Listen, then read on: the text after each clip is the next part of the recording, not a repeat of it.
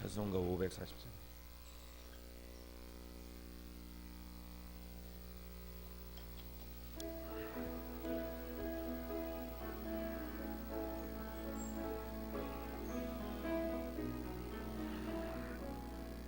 주의 음성을 내가 들으니 사랑한단 말일세. 믿는 마음으로 주께 가오니 나를 영접하소서. 내가 매일 십자가 앞에 더 가까이 가오니 구세주의 흘린 보배 피로써 나를 괴하소서. 주여 넓으신 은혜 베푸사 나를 받아주시고 나의 품은 뜻 주의 뜻같이 되게 하여 주소서.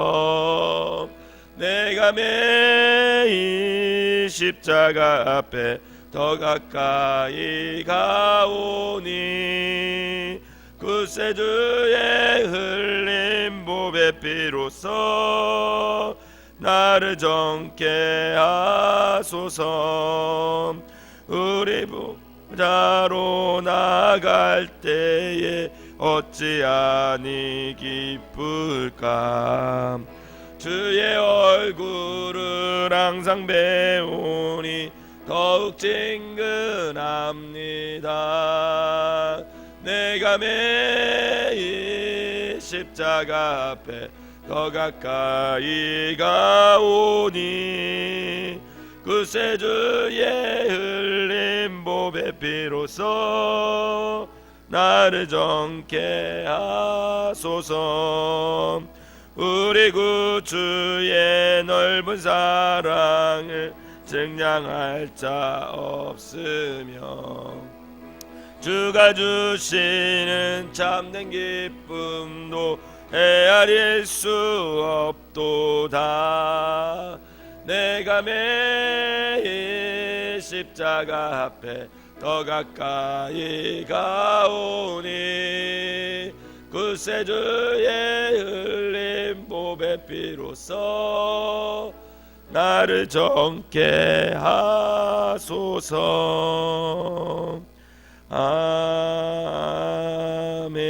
아멘. 사도신경으로 신앙 고백 드리도록 하겠습니다. 전능하사 전제를 만드신 하나님 아버지를 내가 믿사오며 그 외아들 우리 주 예수 그리스도를 믿사오니 이는 성령으로 잉태하사 동정녀 마리아에게 나시고 본디오 빌라도에게 고난을 받으사 십자가에 못 박혀 죽으시고 장사한 지 사흘 만에 죽은 자 가운데서 다시 살아나시며 하늘에 오르사 전능하신 하나님 우편에 앉아 계시다가 저리로서 산 자와 죽은 자를 심판하러 오시리라. 성령을 믿사오며 거룩한 공예와 성도가 서로 교통하는 것과 죄를 사하여 주시는 것과 몸이 다시 사는 것과 영원히 사는 것을 믿사옵나이다. 아멘. 오늘 함께 보신 말씀은 마가복음 12장 13절에서 27절까지입니다. 13절에서 27절까지 제가 한 절 읽고 여러분들이 한 절 읽고 27절은 다 같이 읽도록 하겠습니다. 그들이 예수의 말씀을 책잡으려 하여 바리새인과 헤롯 땅 중에서 사람을 보내매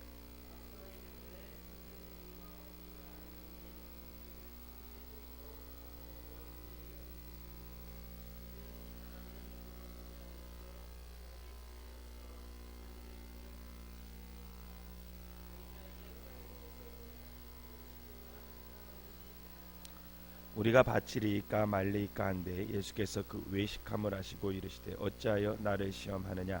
데나리온 하나를 가져다가 내게 보이라 하시니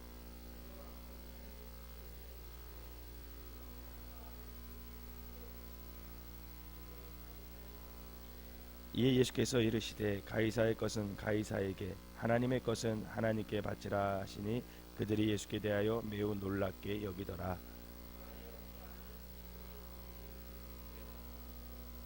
선생님이여, 모세가 우리에게 써 주기를 어떤 사람의 형이 자식이 없어 아내를 두고 죽으면 그 동생이 그 아내를 취하여 형을 위하여 상속자를 세울지니라 하였나이다.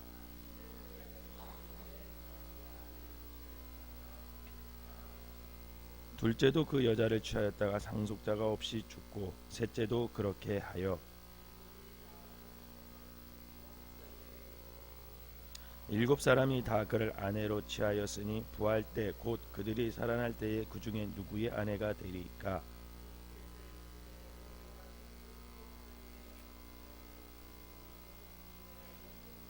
사람이 죽은 자 가운데서 살아날 때에는 장가도 아니 가고 시집도 아니 가고 하늘에 있는 천사들과 같으니라.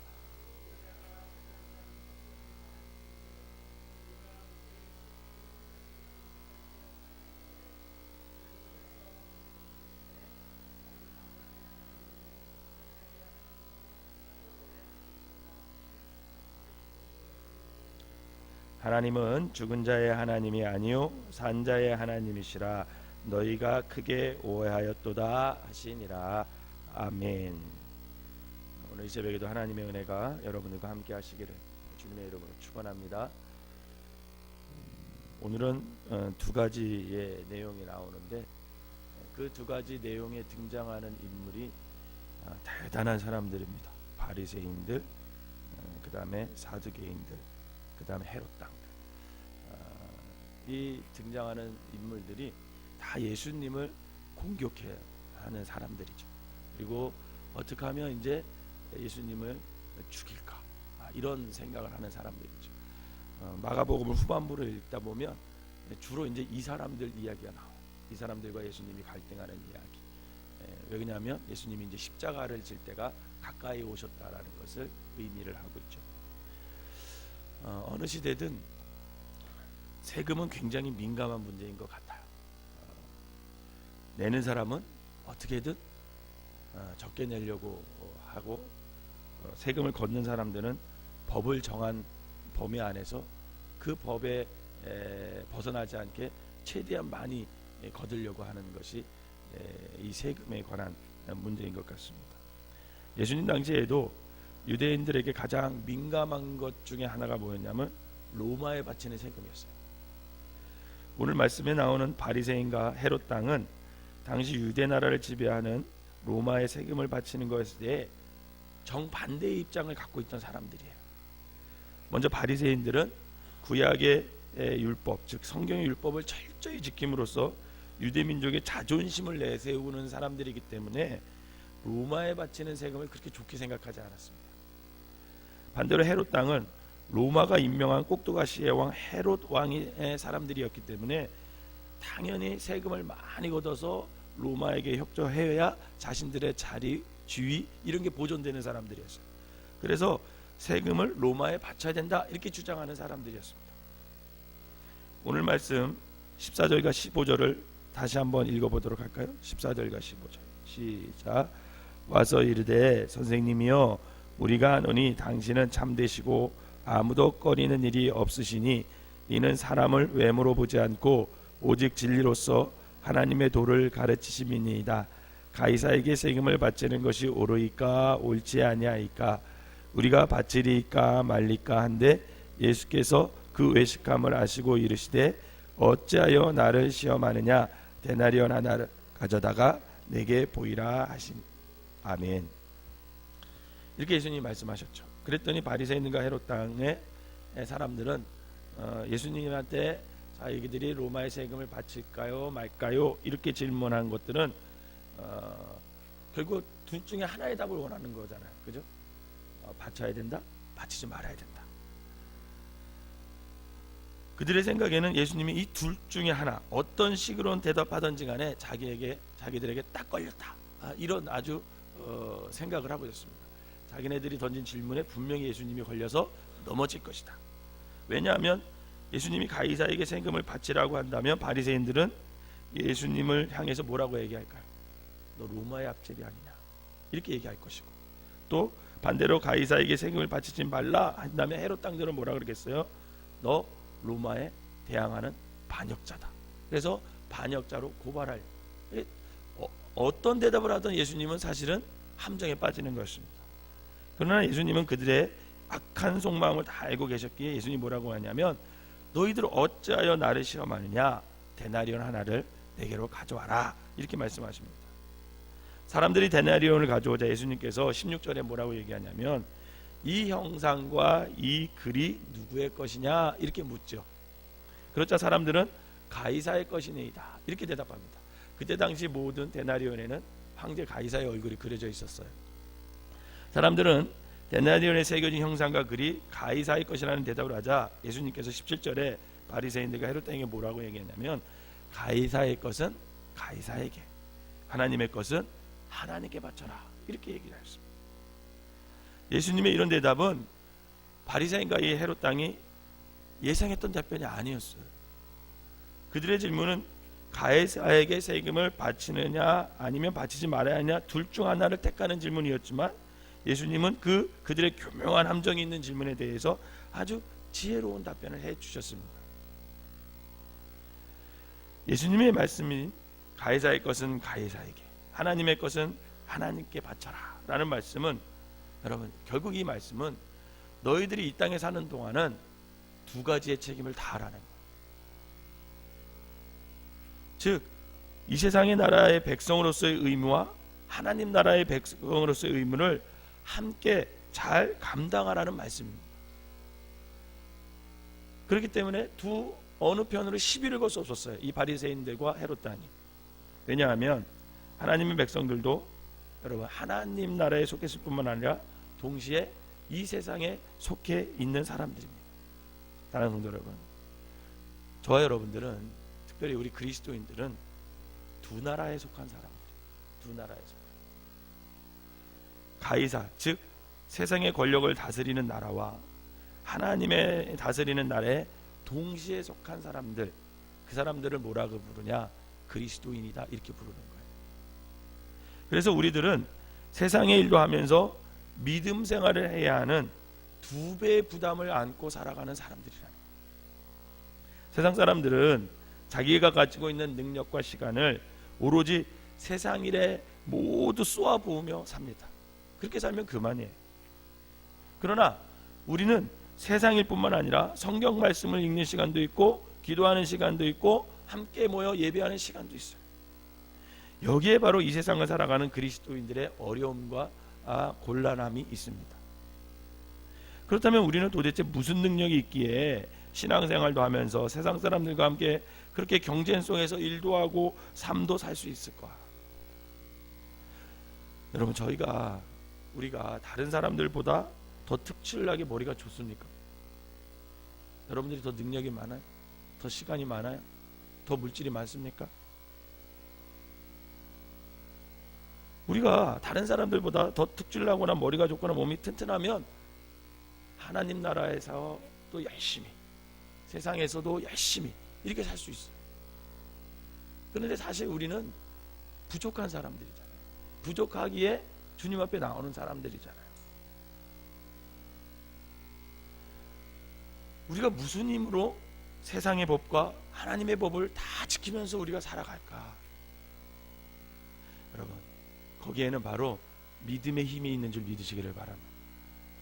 분명 우리가 하나님을 믿으며 최선을 다함에도 우리는 시간과 능력의 한계로 인해 분명히 빈틈이 반드시 생깁니다.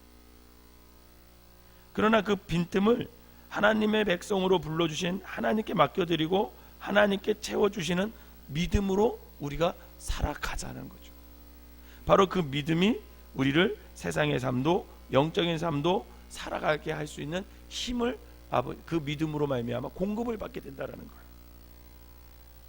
하나님은 우리와 우리의 능력과 한계를 가장 잘 알고 계시는 분입니다. 내가 가진 능력과 시간은 세상 사람들에 비해 너무나 부족하지만 하나님이 나의 힘이 되어주시고 나의 능력이 되어주셔서 내가 혼자서 악착같이 아둥바둥하는 것보다 내가 하나님을 의지하면, 하나님을 믿으면 그 믿음으로 말미암아 나를 더 안전하게 보호해 주신다는 것. 여러분, 이 믿음이 우리가 있을 때 우리는 하나님의 일도 세상의 일도 감당할 수가 있는 거죠. 그러하기에 우리가 바쁜 시간을 쪼개어 늘 하나님의 말씀을 묵상하고 기도하고 피곤한 마음을 이기고 나와서 하나님께 예배드리는 것이 세상 사람들이 생각하는 처럼 결코 시간 낭비가 아니라는 거예요. 저희 형님은 우리 가족 중에 예수를 안 믿는 유일한 사람이에요. 그 형님은 늘 그럽니다. 야, 너 어떻게 교회도 다니고 세상에서도 이렇게 일도 하고 어떻게 살아가느냐고 이렇게 저한테 물어봐요. 어떻게 새벽 맨날 4시 반에 일어나서 그렇게 살아갈 수 있냐고 물어봐요. 여러분, 저도 새벽 4시 반에 일어나서 새벽 기도 오는 게 쉬울까요, 어려울까요? 쉽지 않아요. 어떨 때 정말 자고 싶어요. 그런데 주님을 향한 믿음, 나의 연약함을 알고 내가 이 새벽에서 나와서 하나님 앞에 기도하고 하나님을 의지하지 않고서는 여러분, 목사로서의 삶을 살아갈 수 있는 힘이 나오지 않는다는 걸 제가 알아요. 이건 저뿐이겠습니까? 여러분들도 마찬가지. 제가 늘 우리 셋째 누나, 그 다음에 둘째 매형 다 권사님들이고 집사님들, 그리고 여러분들도 마찬가지죠. 참 존경합니다. 왜 그러냐면 저는 목사라기 때문에 새벽기도 나와요. 예배 안 빠져요. 제가 할 일이니까. 근데 여러분들은 정말 대단한 분들이 있어요. 왜 그런지 아세요? 직장생활 하시잖아요. 피곤하시잖아요. 근데도 불구하고 목회자와 같이 똑같이 새벽기도 나오세요. 예배 참석하세요. 말씀 읽으세요. 정말 쉽게 말하면 정말 저희들은 성역비라고 해서 페이도 받고 사실은 목회생활 하는 거예요. 근데 여러분들은 다 또 헌금하면서 신앙생활 하잖아요. 대단히 존경스럽습니다. 사실은 대단하신 거예요, 여러분. 그럴 때 살아가다 보면 근데 힘들어요, 그죠? 그럼에도 불구하고 여러분들이 살아갈 수 있는 힘, 능력, 그게 어디서 나오냐? 그게 바로 하나님을 의지하는 믿음에서 나온다는 걸 제가 압니다. 그 믿음이 얼마나 소중한지 몰라요. 결국 그 믿음이 여러분들을 살리는 거죠. 말하기는 그 믿음을 잃지 않고 살아가시기를 주님의 이름으로 부탁을 드립니다. 또 오늘 말씀에 보면 전혀 상관없는 얘기와 같지만 세금 얘기하고 부활 얘기가 또 이렇게 연결이 돼요, 그죠? 근데 이게 가만히 읽어보면 다 연결되는 거예요. 바리새인과 헤롯 땅에 이어 사두개인들이 나오는데 이들은 사람이 죽은 후에 부활하든지 천사와 사단 같은 어떤 영적인 존재 이런 걸 믿지 않아요. 이 사두개인들은. 한마디로 말하면 이 사람들은요 대단히 현실적이고 물질적인 사람들이에요. 사두개인들은요 예수님을 공경에 빠뜨리고자 그럴듯한 얘기를 만들어요. 그게 이제 20절에서 23절 얘기예요. 다시 한번 읽어볼까요? 20절에서 23절 시작. 지령제가 있는데 마지가 아내를 취하였다가 상속자가 없이 죽고 둘째도 그 여자를 취하였다가 상속자가 없이 죽고 셋째도 그렇게 하여 일곱이 다 상속자가 없었고 후에 여자도 죽었나이다. 7사람이 다 그를 아내로 취하였으니 부할 때 곧 그들이 살아날 때에 그 중에 누구의 아내가 되리까?